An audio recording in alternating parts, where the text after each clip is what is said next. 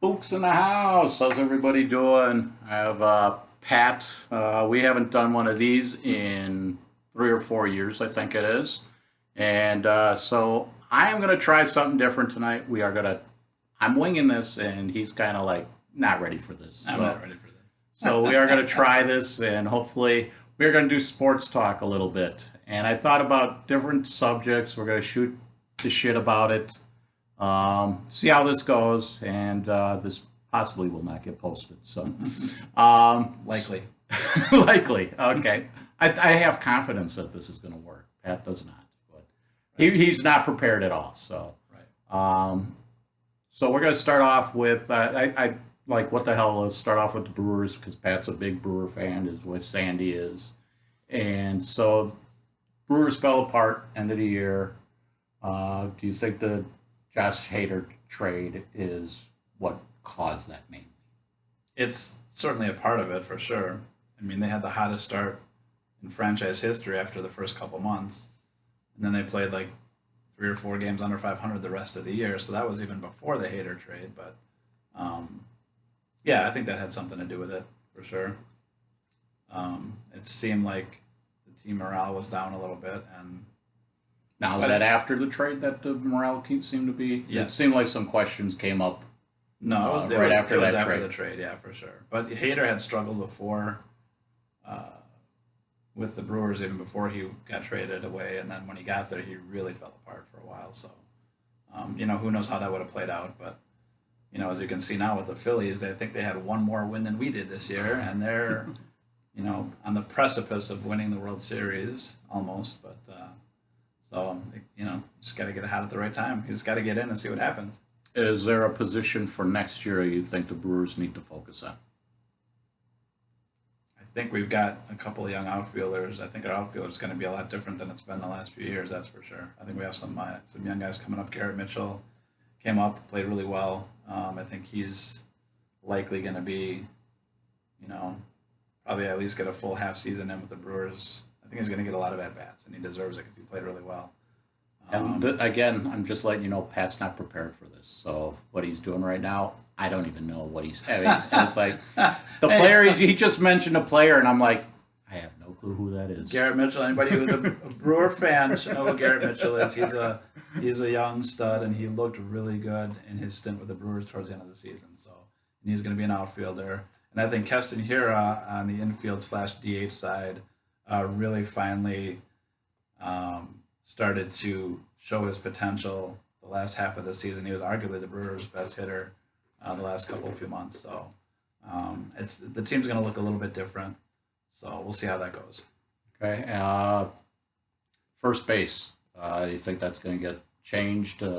Trade possibly, or I think first is still going to be Rowdy Tellez. I don't know. I because don't know what his contract situation is. I thought I saw I think some rumors of maybe trade for him. I don't know if that's true or not. I do not know. Okay. All As right. far as I know, that's going to be the same. I think third base is probably the biggest question mark. I think if you're going to see anything vastly different, it's going to be at third base. I don't think it's going to be one of the 5 guys who played there this year at all. So Okay. unless they would transition, I don't know if Hira can play that corner. I know he can play first, but so yeah, third base biggest question mark. Let's go out and spend some money. There we go. All right. So that's our Brewer talk. And next, we'll go with the NFL with the Packers. And just because of wide receiver topic, for me, it seems like Aaron Rodgers, a veteran quarterback, he went out and got Sammy Watkins, and Lazard's your number one, supposedly. I just don't feel that was enough to help Aaron Rodgers. No, Sammy Watkins is a bigger bust than Tony Mandrich at this point. He's just he can't. He never gets open. He hasn't played. I mean, he's been hurt a little bit here and there too. So, they've done nothing to help that position. I'm all right with draft picks, but I think for this scenario, if there is, for some reason, it seems like these GMs with the Packers feel like I have these draft packs, I can't let them go. But I think if there's someone on the street that's just as good or possibly just a little better, um, I would think you could cut one of those. I know it sounds bad, but you have a veteran quarterback that needs help. He needs guys to stay on the field too. I mean, Cobb, I don't know. He hasn't played every game either, has he yet this year? And I'm not even I look sure. at Cobb as outside his shell of what he used to be. Yeah, but he's. I don't know. I think that's the guy you're talking about. To try to pick somebody up. I mean, he's kind of that guy. Watkins should have been also filling that role as a veteran, but he has been non-existent. And I, I mean, and plus guys are dropping balls all over the Yes. place. I mean, that's not helping things either. It's not all on Rodgers. And I know Rodgers is missing some passes here and there, but he also doesn't play in the preseason to try to get on the same page either with these Since you guys. brought So, up preseason, that's something I was going to kind of mention. Should have he played 2 quarters, maybe with those receivers, with the oh, young there's receivers, yeah. not Cobb and Lazard, but the 3 rookies. You're a pro athlete. You need to play. I don't care if you're a 20-year vet or a rookie. You need to play. You need reps.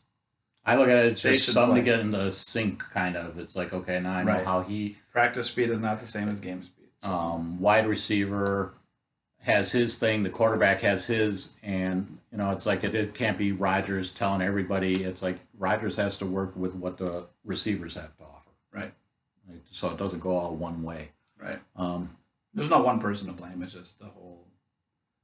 I think they needed to be kind of a perfect storm in order for it to work this year, and it's just not even close. So. Very cool.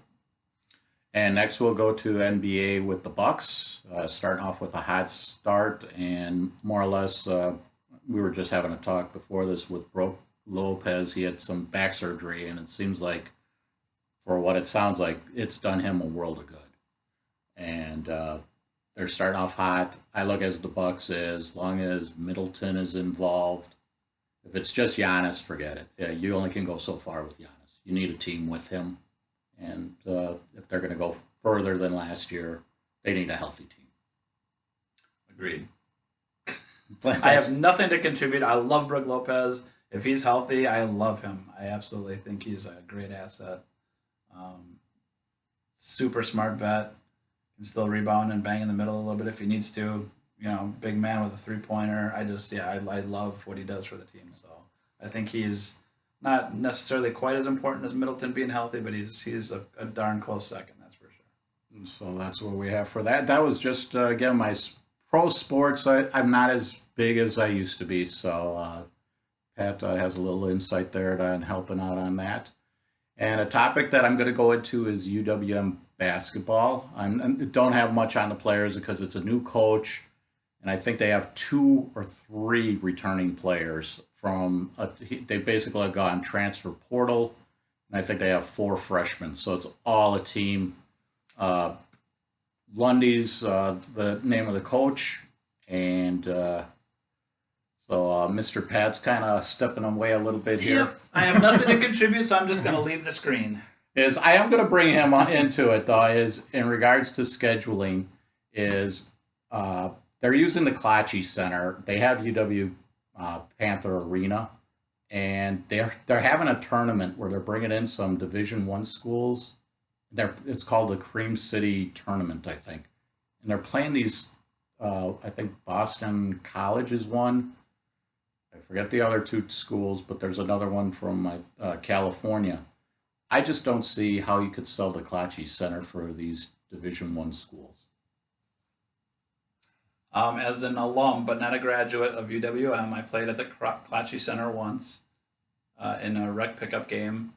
I remember it being huge. I don't remember the condition of it, so I really can't speak to it, Jim. Maybe you've been there more than I have to watch games. I've just heard that you got a venue at the UW Panther Arena that I think, again, the only reason they're using Klachi Center, and this is where I've been trying to push a little bit, is or just get a little interest. Is Milwaukee just doesn't really have the support or backing for UWM basketball. So it's probably about the money. They're probably saving the overhead and opening it up and all that. So that's why it's happening. So it's a money-saving thing. That would be my guess as well. You got it. So basically, I was looking at attendance, and they're only drawing like 2,000, 3,000 at the arena. So, right. But it just feels like if they're bringing these top one Division I schools in to the Kalachi Center. I just don't see these schools signing back up to kind of play.